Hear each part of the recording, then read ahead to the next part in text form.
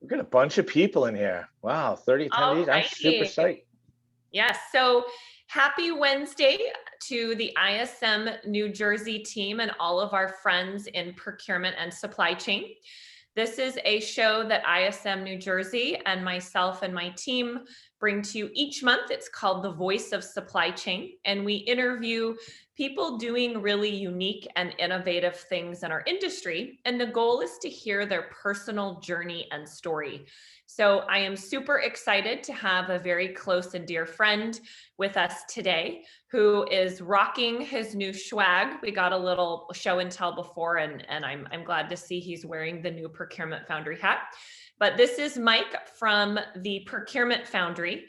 And we are going to spend about 50 minutes or so having a conversation.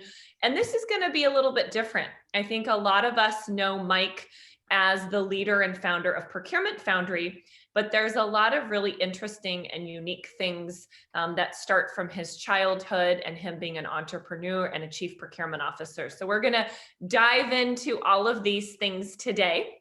At the bottom, if you have any questions for Mike, feel free to go ahead and put them in the chat or put them in the Q&A, and I'll make sure that we have time to get to them today. So Mike, I want to thank you so much for being here.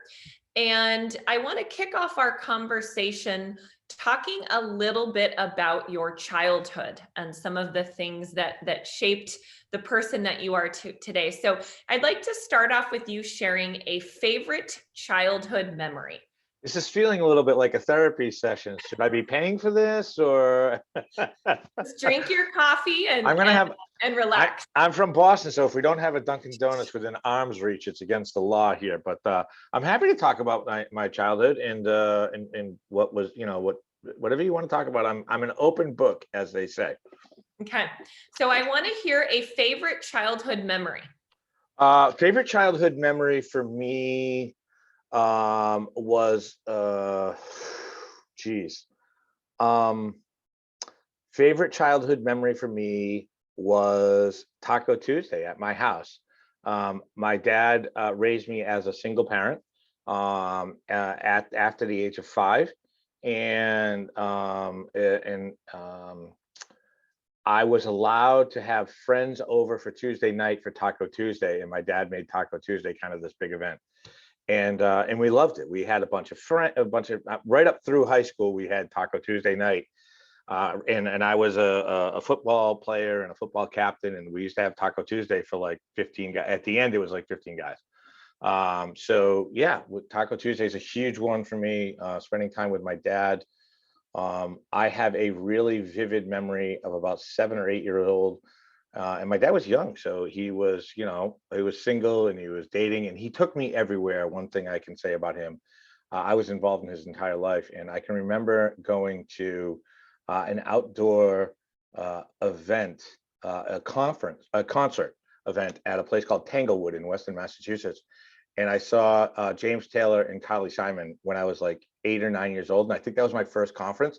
But Tanglewood was so relaxed. It's like a big open grassy area. You put blankets out, you eat, and I can remember running around and playing frisbee at Tanglewood, and just the memory of my dad involving me in every aspect of his life, because he could have gotten a babysitter, but he was like, he took me everywhere. So yeah, it was great. And yes, to answer your question, Susan Walsh, I was a wee terror when I was young. Yeah. I was a bit of a misfit. And what's your favorite type of taco? Fish tacos, I think, is probably my favorite, just from being close to the ocean. And yeah, fish tacos probably my favorite. Yeah. So you mentioned you spent a lot of time with your dad, and he was a single parent for most of your life. Yeah. What was one of the things that stood out to you that shaped who you are today from your childhood? If there's a memory or a lesson or something that you just really hold dear that your dad taught you, or something that you learned in school. Yeah, so my dad, and I think I've told this story before, my dad was a juvenile probation officer. So he worked in the courts, and he worked with a lot of juvenile delinquents.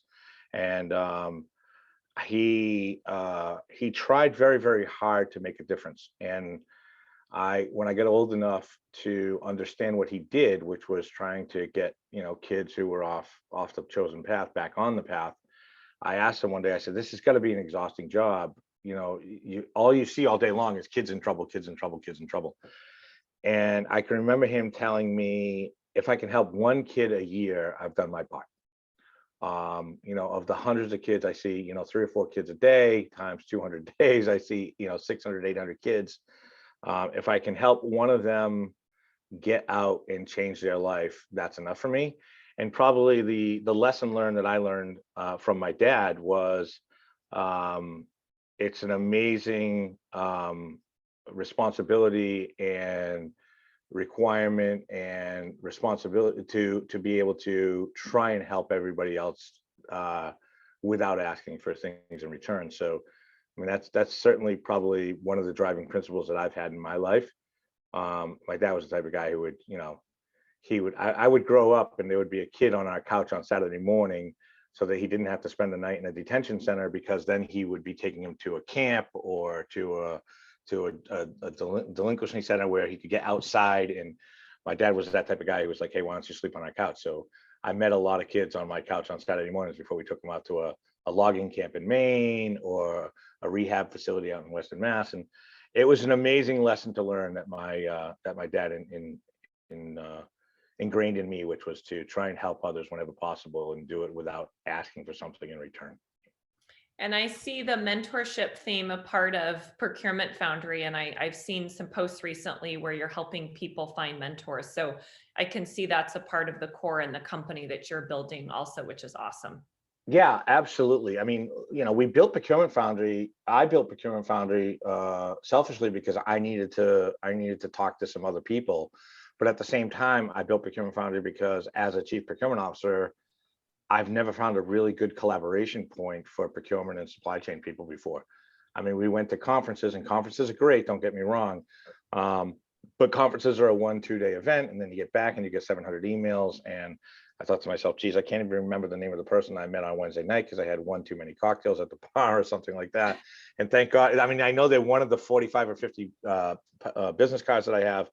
And I'd put those business cards down with all of the best intentions of connecting up with them, and I would never get around to it as a CPO. So I was like, okay, I need to build a collaboration point where people can come in once a day, once every couple of days, and collaborate and be able to answer questions, build relationships, find people who do what they do, and get advice both personally and professionally. And we are building out a mentor program. We're designing a mentor program right now. We're in discussions with one of the largest mentor software companies in the world to try and give us an instance of their software so we can build what I think will be the first industry mentor program that's not affiliated with either an organization or a corporation of some type. Most mentor programs that I've ever been a part of were with the company that I worked for. And we're looking to go across industry segmentation, across geography. So that's our goal, is to create a first of its kind mentoring program for the entire industry for all practitioners. So we'll see if we get there. And we'll dive into that a little bit more as when we talk about the Procurement Foundry and some of the innovations and cool things that you're doing there. So let's fast forward a little bit to, you graduate from high school. So you were a football player, you had Taco Tuesday, you were really close with your dad. Then you went off to college. And what's the most important thing you learned at Marist College? The most important thing I learned at Marist College was how to live on your own. I didn't know anybody when I went to Marist College, as most kids do, as most guys do who live with fathers. We started to have some friction in our relationship. Nothing really horrible, but we had some friction in our relationship, and it was time for me to try and. Marist was the farthest school away from my father that I got accepted to, so that's why I went there. And I loved it. Was it drivable, or did you have to take a plane? It was drivable, but it was about 4 hours, so it wasn't like, okay, I'm coming home for the weekend. Yeah, you're not going to hop in your car type of thing. Not to bring laundry home. No, not one of those. So, but I was kind of on my own. I didn't know, there was nobody from like a neighboring school or my school or anything like that. I got to, I don't know, mid-state New York, and The closest one was, there was some kid from Cape Cod, I think, that I met. And but you had to learn how to completely start all over again, start new relationships, live on your own. I had to go out and find a couple of jobs because I was paying for school by myself. So I had to go out and I had to figure out a way to convince the leadership at Marist that I needed my car, and how to get through school. And I was paying for school myself too. So I was trying to, pay for college and finish college in 4 years on the regular plan while doing all of that kind of on my own. And that was probably the biggest lesson I learned in college was how to survive on your own when, I wasn't that great of an academic student, but I finally fell in love with something that I enjoyed. And I did really, really well in that stuff. And I found some relationships with a couple of professors, and hopefully they mentored me through the process, and a couple of decent roommates who I still stay in touch with, and they kept me alive. And also learned that tequila is not my friend. I also learned that in college. So yeah, learned that one weekend up in Utica, New York. If there's anybody from Utica, I've left a piece of me there. So it's good living up in Utica. Yeah. So when you were going to school and Yeah. you were hustling and working and learning how to cook and do laundry and all those things we have to do when we're on our own, what did you think you wanted to do after graduation? I went to school for radio, television, film, and I had all of the intentions in the world of being behind the camera in a production studio environment. During high school, I got connected up with my local cable channel kind of in the town here. And cable has awards, kind of like Emmys, they're called ACE Awards. And I was on a production team that won an ACE Award for a documentary on a hurricane that came through Cape Cod at one point in time. And that gave me the bug to be in video and production services for television. And so I learned how to be a video editor really quickly. I became the president of the student television club as a sophomore, and I became Steadicam certified. So I was a Steadicam operator for a little while, and yeah, I had all the intentions of the world of going on and working in production, and then I realized I needed a job, and I don't know. I had two options. One was to go down to New York City and get in the Page program at CBS or NBC, which wasn't a paying gig back at the time. You had to. And I had student loans that would be due in 3 or 4 months, so I didn't have a choice. I had to have a paying job. And the other option was this crazy startup in Connecticut where they were going to be broadcasting sports 24 hours a day with a bunch of my buddies who were going there. And I was like, you're absolutely nuts. That's never going to work. Nobody is going to watch sports 24 hours a day. And now I know some really high level executives at ESPN, obviously. But I put myself through college on the waterfront back in Massachusetts. So I was operating fish houses, operating import-export companies, and I was actually a fisherman for 2 summers. So I went back to the waterfront where I knew I could make money and pay my bills versus going down to New York City and do a free program. I dabbled around with it for a little while, but I actually never got back into video in motion production. But that was my goal. That was my objective. So I come from a family that's obsessed with sports. I'm the Yeah. only one who's I would consider not an athlete. And many, many of ours have been spent at the Scudder household watching ESPN. So I know the music, I know what it stands for. I know a lot of the broadcasters. Yeah, well, listen, anybody who hasn't walked a runway in 3.5 to 5 inch heels in the middle of Fashion Week in New York City or Paris doesn't realize that fashion is its own sport. So I congratulate you on your own sport. So it's a sport, trust me. Awesome, Mike. That's Yeah. exactly what I think too. I We're agree on the with you. same page there. Yeah, it's also competitive too, ladies and gentlemen. For those of you who don't know. And by the time you're 25 or 20, 28, you're old and your career is over. Yeah, you're basically Tom Brady at 25. Yep. Yeah, I got you. I got you. So you got your first job at a seafood company because you Yes. had loans to pay. Yep. So how'd you land your first gig and what did you do there?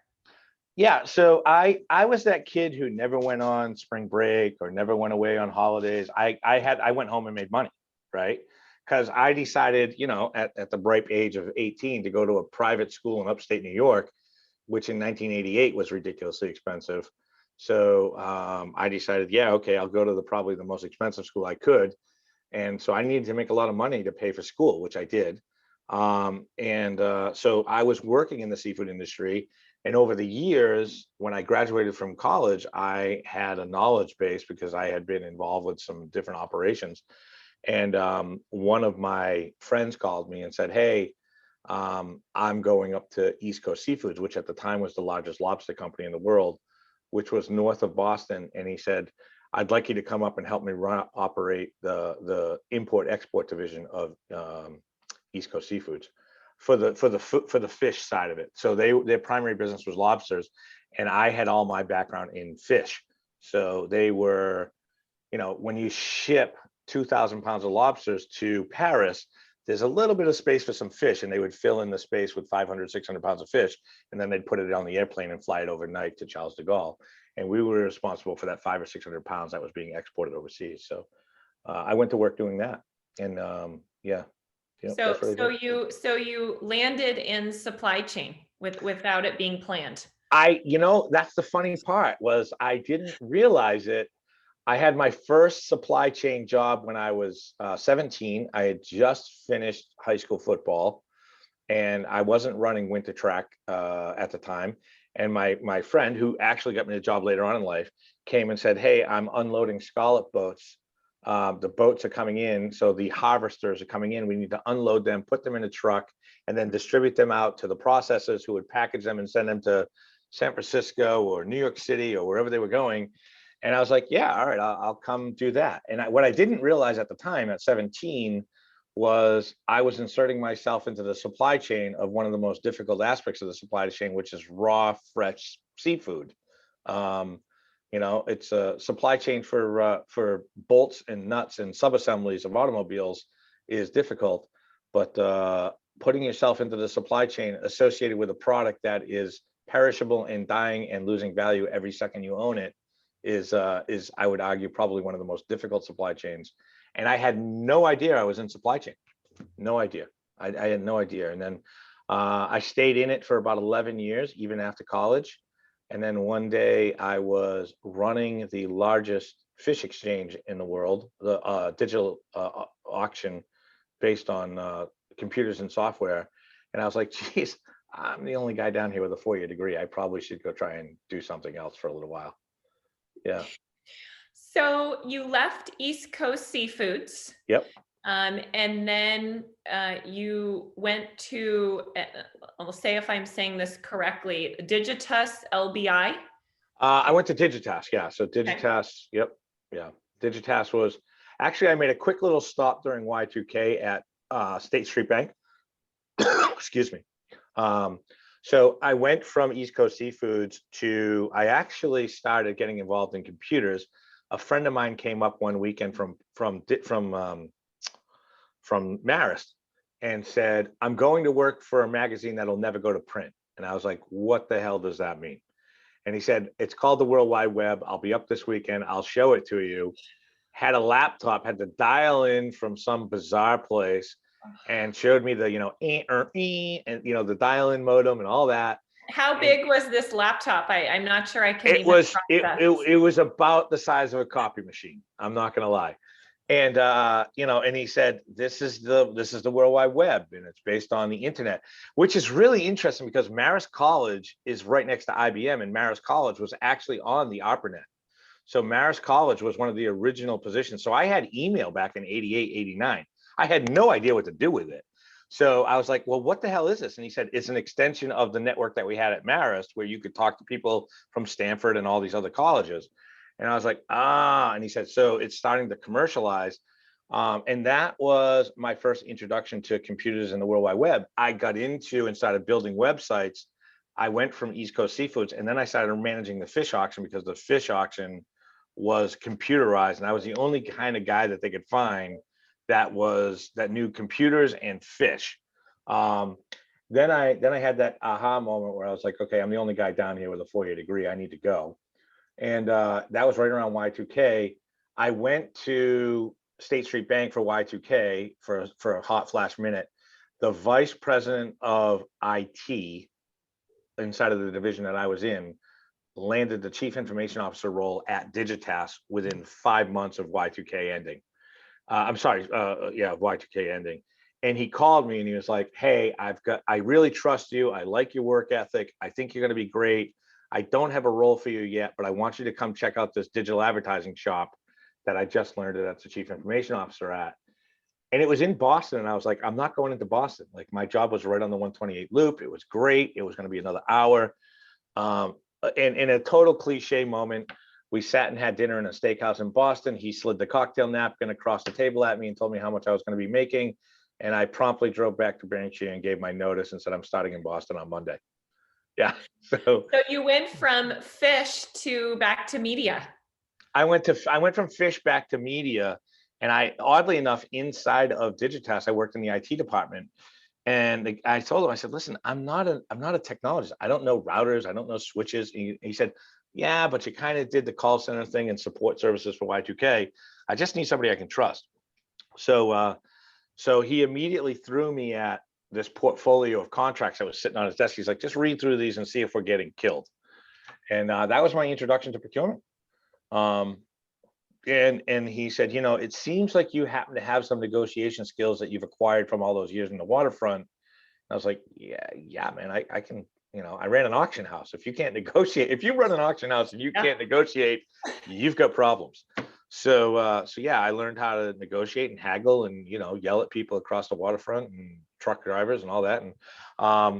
And then I went to Digitas and started running their IT procurement. And that's where I kind of cut my teeth. I met Emily Kushvaliev, who's fantastic and still, one of my closest friends.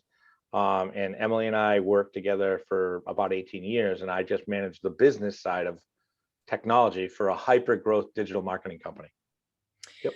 So in the midst of all this, one of the things that I think is most unique about your background is you also bought and ran a company while you were working full time. So you bought and ran a tackle shop, which owning a retail establishment while having a full-time job and building a family is not easy. So why did you buy this tackle shop? And what would you say is a mistake that you made as a business owner that's helped you in your career today? Other than buying the tackle shop? Other than buying the tackle shop. Okay. So the tackle shop thing, I got to go back to my dad. My dad and I grew up. My dad was an avid fisherman. And again, he took me everywhere he went. So we used to go camping down on the beaches in Cape Cod for overnights and do surf casting, and all of his friends were there with fires, and we fished on boats. Our family has owned boats our whole lives. And so I've been fishing since I was like 4 years old. And my dad was getting to retire from the state from his juvenile probation officer job. And he was literally at my house with my wife and my newborn children almost every day. And my wife was like, my God, we need to find this guy a hobby. So I, at the time, we were still fishing together, and the tackle shop came up for sale. I knew the guys who owned it, and it wasn't that expensive. And at the time I was with Digitas and doing pretty well. And I thought, okay, I can invest in a tackle shop and it'll give my father something to do, and he'll run it for me during the day, and I'll just keep the books. And so we bought it, and I bought it kind of for my dad to run it for us. And probably the biggest mistake I made was thinking, if you buy a business that is your favorite hobby, you will continue to be able to do your hobby. So we owned a tackle shop and we owned a boat. And I think in the 5 or 6 years that I owned the tackle shop, I think I went on the boat about 3 times. Yeah. And I missed a lot of 4th of July weekends because I was selling bait and I was selling lures, and I was watching everybody else have all these vacation weekends and do all the things I love to do. And I was like, so this is where the hobby becomes the work. And yeah. So did you make money? We made money. Yeah, we made money. We made, it wasn't a lot of money because the recreational tackle industry and fishing industry in Massachusetts lasts about 5 months. Like if I was in Florida, I'd be retired already. But because of the fact that that economy and that industry only lasts about 5 months in Massachusetts, you really have to take advantage of those 5 months. And then you got to sit around for 7 months paying your rent. And that was probably one of the things. And the other thing probably that I didn't do, which I should have done more, was I didn't take advantage of my technology partners at Digitas to build out an e-commerce engine for the tackle shop. I did it kind of a little bit and played around with it, but we should have gone wholeheartedly into e-commerce distribution of tackle. And we didn't. It was, it was a hobby. It was a tiny little place. It kept my dad and I close to each other. We had our loving moments and our throwing lures at each other moments, but it was fun. I wouldn't recommend getting into small business ownership with family unless you have a lot of patience. Yeah, that's probably another one of the lessons that I learned there. Yeah. So you and Pops were entrepreneurs together. Yeah. And you got out of the tackle business. And when you did that, did you ever have plans of becoming an entrepreneur again? I did actually. So Publicis Group came in and acquired Digitas in 2008, and I had owned the shop for about 3.5 or 4 years at that point. And 3 or 4 other fishing tackle shops were for sale on Cape Cod, and they were coming with the real estate, which was really interesting because most of these are in like strip malls or things like that. But these actually had real estate with them. So I wrote a business plan to actually go buy the other 3 shops, keep my one in New Bedford, and I was going to go private label fishing tackle out of China and bring in my own brand for all 4 or 5 shops with like weights and hooks and line and all the things that you sell there, right? And I actually took a trip to Beijing to the fishing tackle show and had the whole plan ready to go and was going to the SBA for some funding and all of those amazing things. And I got a phone call from Publicis. I had no belief at all that Publicis was going to keep me because like Publicis at the time owned like 200 advertising agencies. And I thought, we're just a number, I'm in the IT department. They've got a central IT organization. They're just going to liquidate us all. And so I thought, geez, maybe I want to take this hobby and turn it into an actual larger plan. And I got a phone call from Paris one day, and it was David Kenny, from the CEO of Digitas. And he called me up and he said, I need you on the next plane to Paris.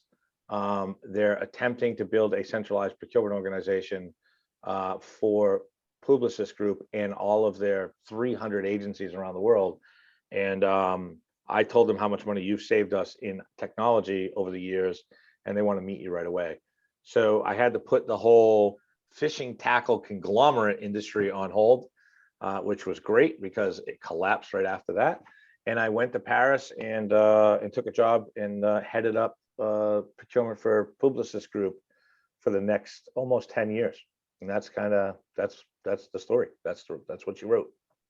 So what was the hardest part of being a chief procurement officer?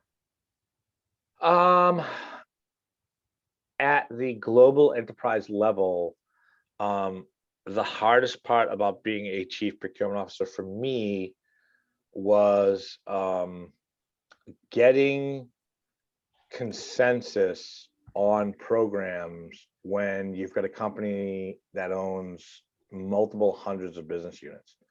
So like if you were to develop a travel program, I mean, we had almost 100,000 employees.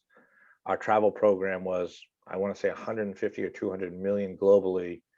And you had to go down and you had to, explain and meet just about every business unit and get them to agree to what you had been working on for 6 months. So getting consensus and buy-in probably was the hardest part, and building those relationships so that they trusted you to be able to actually believe that, what you're doing in the travel business. Because as you know, most of the time when you're in procurement, your stakeholders think that they know more about what they're doing than you do. And I had a lot of people who are like, yeah, our travel program's fine, we're not going to move on. I'm like, okay, well, let me share with you what I've built before you start to exile it. And I'm good at building relationships. So It worked out well, and I got a lot of buy-in, and we had a lot of, but that was probably the hardest part was navigating the geopolitics of a global enterprise company. That was probably the hardest part. And it's interesting, Mike, that you say stakeholder engagement, because I feel like it's more relevant today than has ever been. So the stakeholder engagement piece never seems to leave procurement. Yeah, I mean, you're basically a salesman. That's what I told people. I said, I've got a bunch of people that go out and negotiate contracts. So like our travel program had about 10 or 12 contracts in it, right? Air and rail and hotel and booking systems and T&E systems and all those things.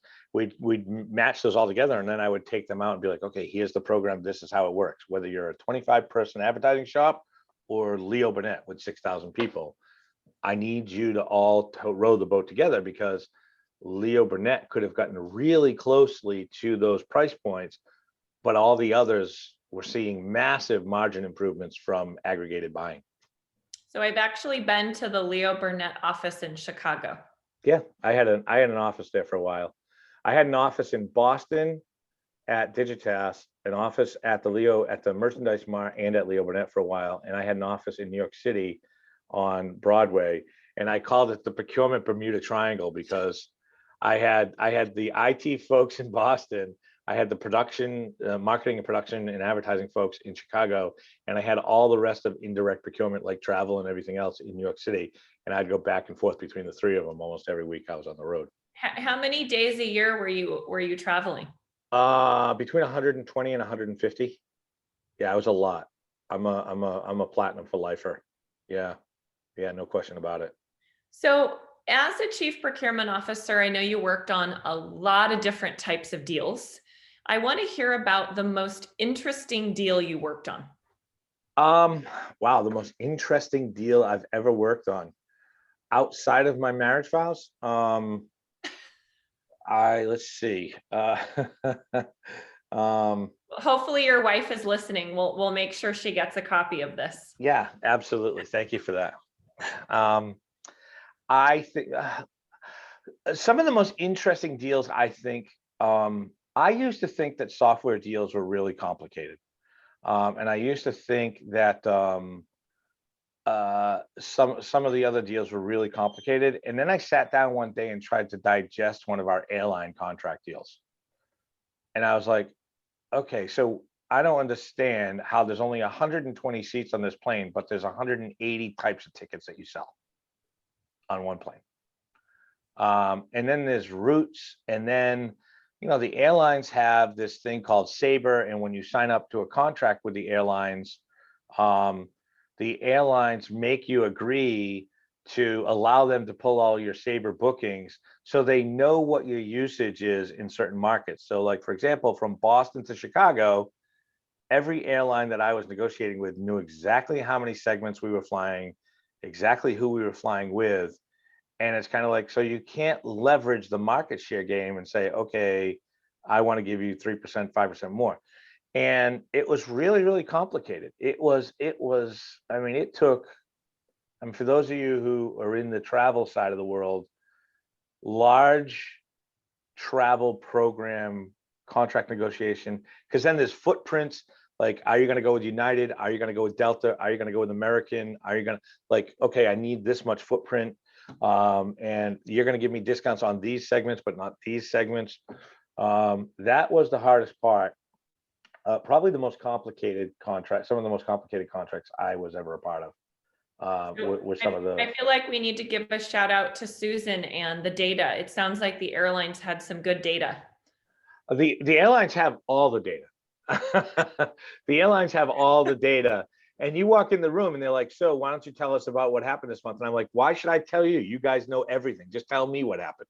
Tell me where my people didn't meet. Like, they would come back to me and say, oh, well, you hit your bonus segment for this. And we had 38.3% of the market between Boston and Cincinnati this quarter. And the target was 38. So we're going to pay you your incentive for the month. Or then they'd come back and be like, oh, you hit 37.8 this quarter and we're not paying it. And I'm like, how do you guys know all this? And I'm like, oh, well, when you signed the contract, you gave us rights to every piece of data you've ever had for every one of your travelers. And I'm like, okay, man, Yeah. So I just basically gave you my travel DNA, and now you can just hammer me every time you come in the room. But It's the power of having your data in order for the airlines. yeah, yeah. Data is, listen, spend data, spend aggregated spend data. Um, is huge, and I work from big multinational with 17 ERP systems, and trying to get all that data aggregated. I became an Excel and SQL and Power BI nerd at one point because I was trying, and I broke Excel a couple of times trying to import, CSV dumps from multiple ERP systems. Thank God somebody created something called Power BI and Power Query and Power Pivot. Um, but yeah, we had to become data nerds. I was teaching people how to be data nerds back in 2012 through 2016. So you were a chief procurement officer for a few years and you didn't want to move to Paris. So you decided to leave Publicis Group. When you left the company, what were your plans? What did you think you were going to do next? When I left Publicis Group, it wasn't because I wasn't gonna go to Paris. I actually originally back in 2008 had offered to go to Paris, and we couldn't come to an agreement on travel expenses and things like that. So I said, listen, I can do all this out of the United States, and I can come to Paris 6 times a year, and I'm sure my wife would love that. So we agreed to that, but I decided to leave just because I felt like, we had done everything that we kind of set out to accomplish there. I mean, I had put in a really nice program. We had gotten some amazing people, amazing quantities of people of my groups actually on the contract. So we had, 80, 90% of our business units on these contracts. And they, the leadership team in Paris was kind of looking to do some more center of excellence work, and I was like, this might be a right time for me to step off the train. And so we kind of mutually agreed that it was about the right time for me to step off the train. And I thought, geez, I'm 48 years old when I did that. And I thought, I think it's time for me to leverage my 20 years of experience of enterprise class procurement and maybe go out and teach some other folks what I've learned and see if I can monetize my knowledge. So I opened up a consulting practice and thankfully landed a couple of clients fairly quickly, not right away. I lost a lot of money in my first year owning my own consultancy practice, which I don't advise jumping out of a plane without a parachute if you're gonna start your own consulting practice, because I'm sure there's a lot of people in the room right now thinking about it. I tell people ask me all the time, I'm thinking about starting my own company. And I tell them, if you're thinking about starting your own company, you probably need to go back to work tomorrow and hug your boss and thank him for the paycheck or her for the paycheck and just continue what you do. If you are up at 3 o'clock in the morning, scribbling notes into a notepad in your kitchen, in a bathrobe, and your dog is looking at you like you're insane because you can't sleep because of what you're thinking about actually doing, then you know that you're almost there and ready to go out for business, and go be an entrepreneur. Like if it doesn't encompass every waking moment of your life and you're thinking about doing it, I highly recommend you continue to think about it more until you realize what it is. It is not for the weak at heart. So Mike, I remember you and I first met at a procurement conference. You were speaking. I can't remember if it was solo, if you were on a panel, but it was right after you had left Publicis Group and you were starting your consulting firm. And I think I told you, get 2 years of savings ready because you're not going to make money at least the first year. Yeah, I would say 2 to 3 years. I would say 2 to 3 years is probably reasonable. I mean, listen, hey, some people come out of the gate and they make a ton of money and they got a client, or whatever they did, they've got a client that they're going to go work for, and God bless them, and they can, arbitrage their previous income. But yeah, 2 to 3 years of income is probably right, because you've got travel and marketing and the fact that you need a laptop and software, and God forbid you actually need staff and things like that. So yeah, it's a lot to take down, and you have a ton of resources when you're in a large company. When you start your own thing, it's you and only you. So you don't have, you have to do the billable hours, but you also have to do the billing at the end of the week. So it's a lot of work. Yeah. And it was fun. I love it. I'm an entrepreneur by trade, you know. Although I had a corporate job for 20 years, I mean, the tackle shop kind of scratched that itch for a while. And then the consulting business scratched that itch. And along the way, I knew that at some point I was going to come back into the industry and help that collaboration problem that I had seen when I was a chief procurement officer. And what I didn't realize was, as I started my consulting business, I needed that collaboration just for the thought leadership and the knowledge. So I started it fairly quickly in the consultancy side of the business, just so I could stay in touch, because I hadn't actually negotiated a contract in probably 6 or 8 years. So I had to get, the kung fu was kind of rusty. I had to get back in the game.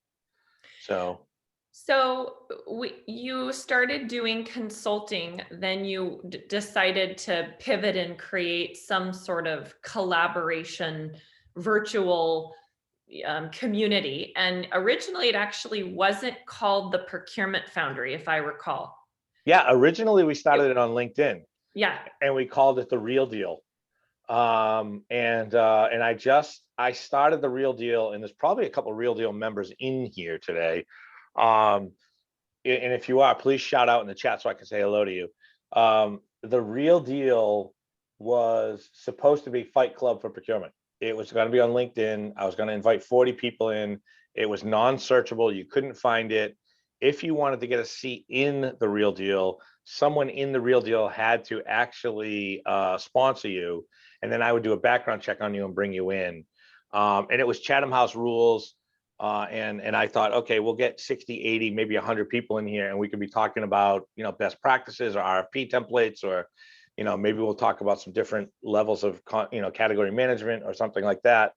Or some things like, supplier diversity, inclusion, things like that.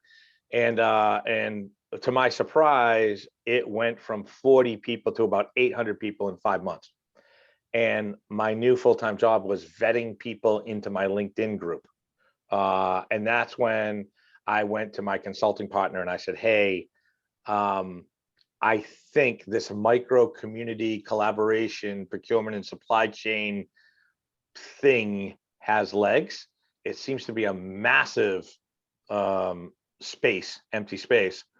And I'm going to hand you off all of our consulting work, and my partner still handles our consulting business. And I am focused since that day, since we agreed to it, since that day, I have been 100% dedicated to building out the Petri dish social experiment that is the Procurement Foundry. So I remember when you and I were talking and you decided that the LinkedIn probably wasn't going to work.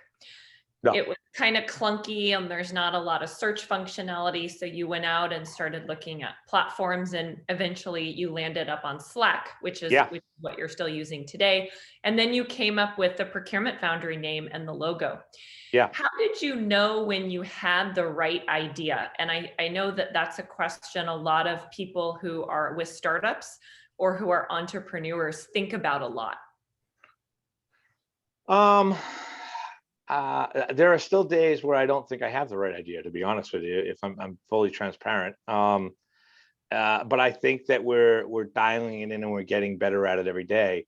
I think probably the first time I knew that we had something worth fighting for and it was the right idea was when somebody called me and or text messaged me, or how, I don't know, you can get in touch with me through 100 different channels. Somebody reached out to me and said, hey, I just wanted to let you know I made a connection inside of the Procurement Foundry Slack community. They mentored me a little bit. I found a job through the job board, and I just landed a job from Procurement Foundry. And I was like, wow, that's a moment. When I can help somebody actually, and we're not a job board. That's not what we're there.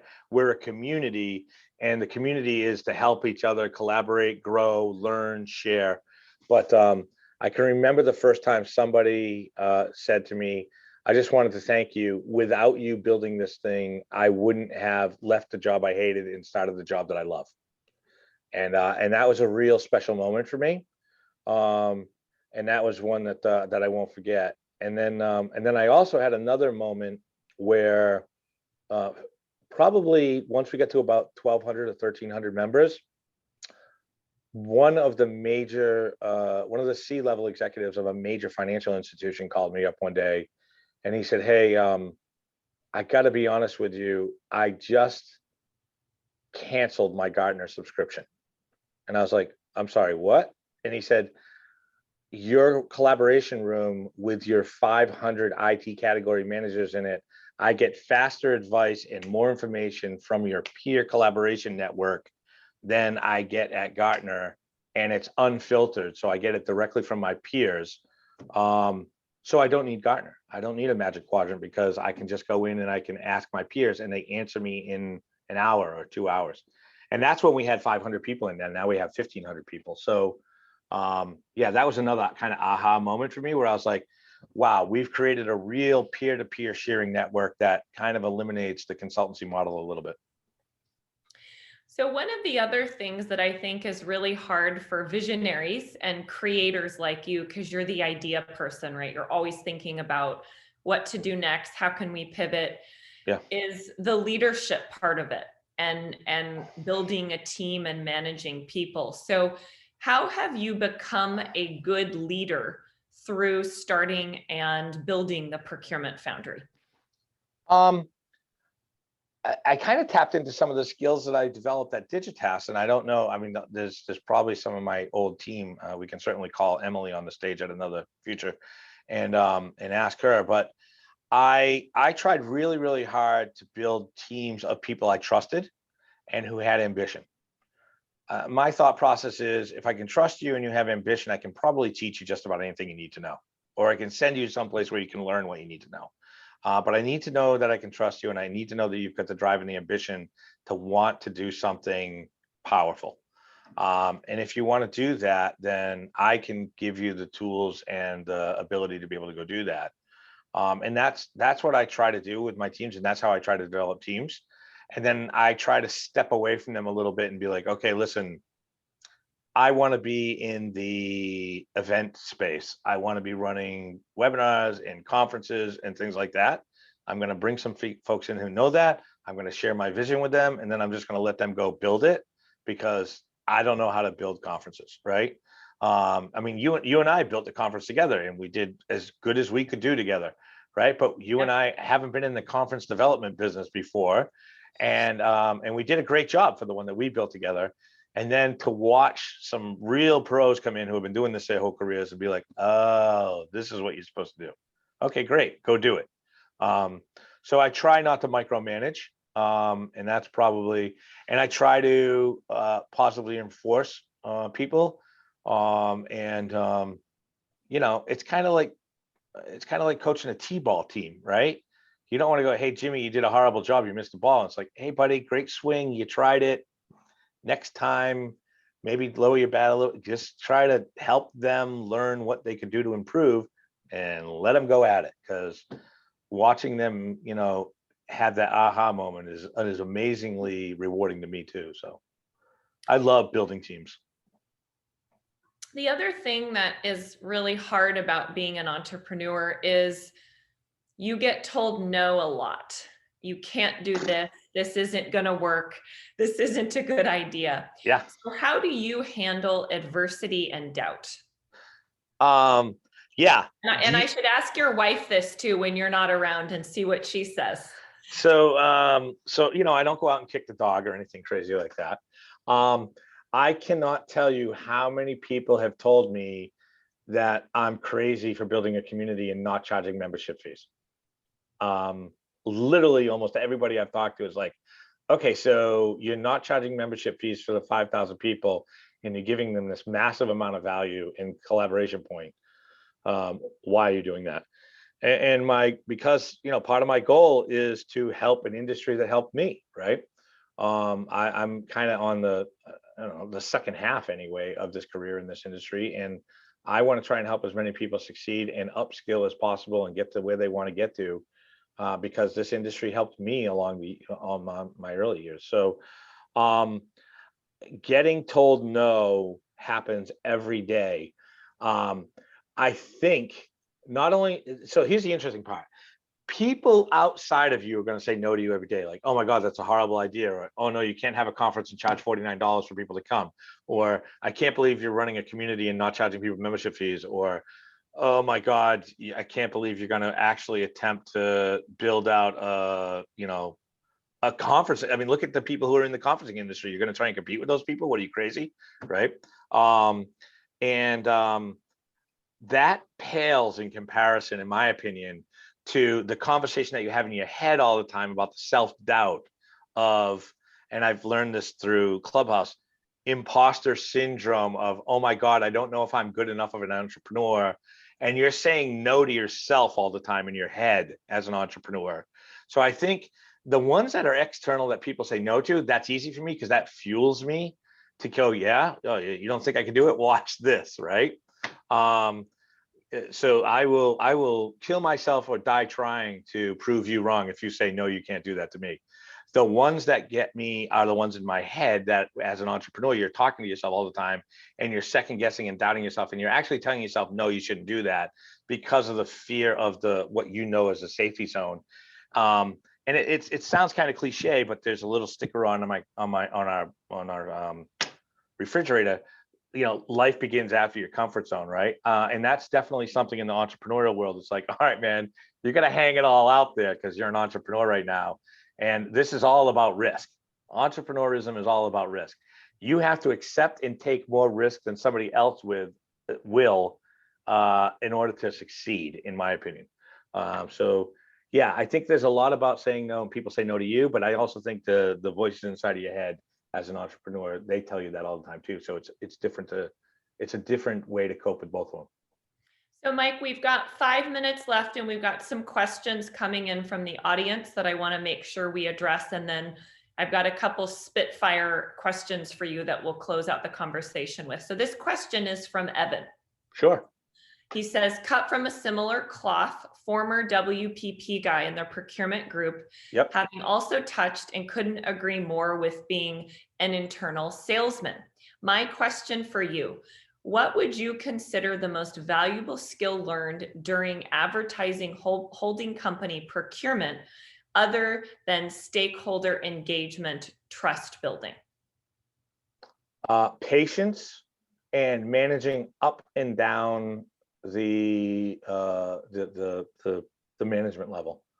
Managing up to Paris, because there's always somebody above you that you have to report to, and you have to manage their expectations and educate them on what you're coming to do. And then you have to manage down as well, down into your teams and your organizations and your peers' organizations. And you need to be able to collaborate and communicate at all of those levels at any given time.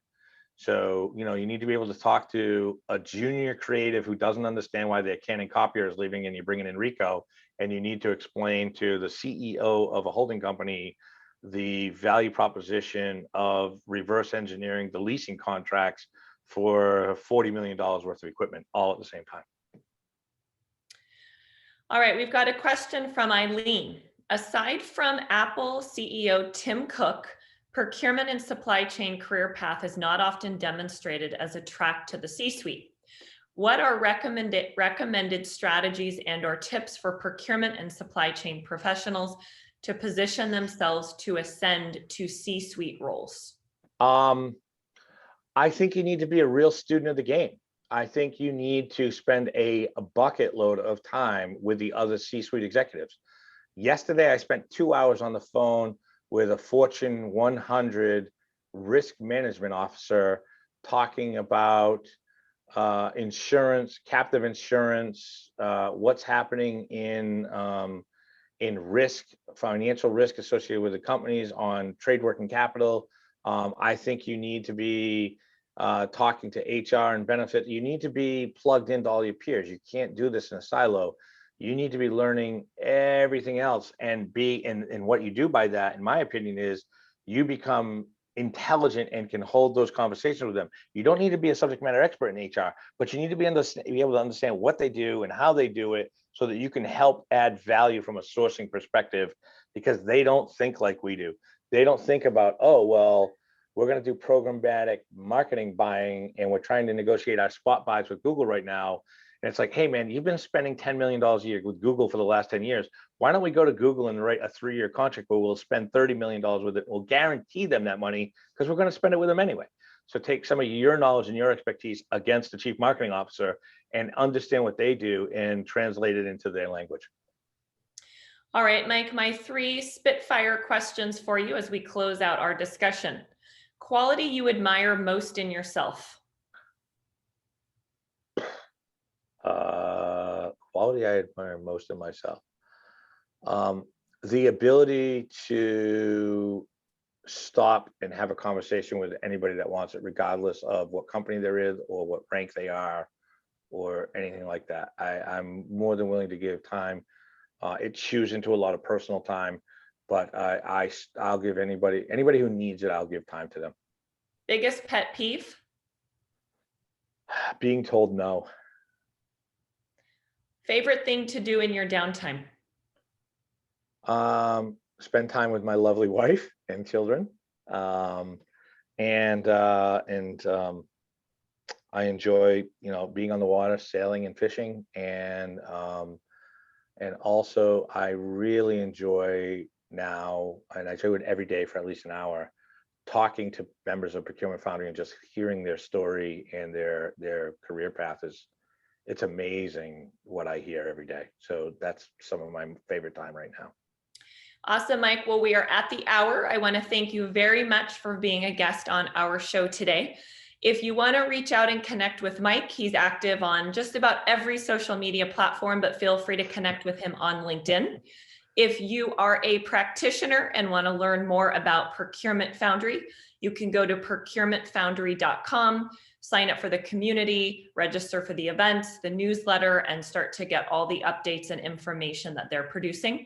If you enjoyed our conversation today, I recommend you check out our future interviews. This is a show I host in conjunction with ISM New Jersey every month, and we've got an awesome guest lineup for the rest of the year. So with that, wishing everyone a wonderful afternoon or evening, and Kathy will be sharing this recording in the next day or so. So if you want to share it with colleagues or rewatch to get some of that great information that Mike shared, that will be available in the next 24 hours. Thanks, everybody. Really appreciate it. Thank you, Sarah.